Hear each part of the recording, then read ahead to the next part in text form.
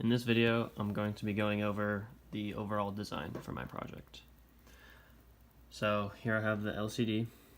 It's just connected to the microcontroller digital outputs. There's a potentiometer here to measure to control the contrast displayed on the LCD. This blue LED here is the steady state indicator.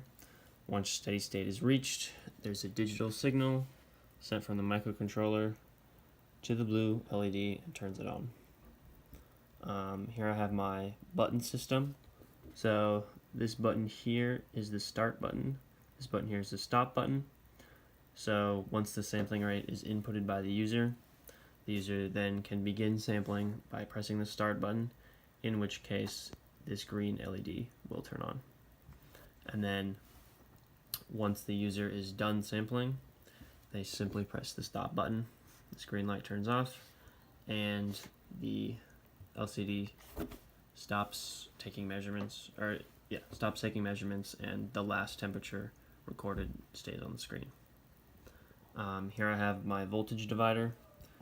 So I have a 10 kilo ohm resistor in series with my thermistor, which is attached to these DuPont wires. I'll get into that later. And then that's connected to the power source and ground on this side. So I'm also having an input voltage of 3.3 volts. Let's see if you can see that. There we go. Yeah, 3.3 right there. That's supplied to the power. And then I'm also sending whatever power it's actually supplying. This blue wire here goes to the A ref right there. And so that's the actual value that I'm using in my calculations for the resistance of the thermistor. Okay, next I'll just talk about the overall mechanical design of my extension from the breadboard.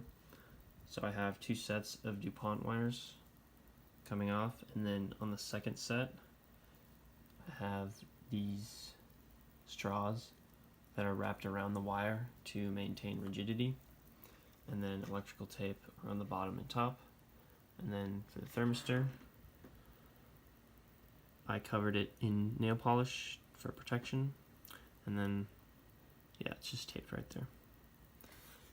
So that's basically it on the setup.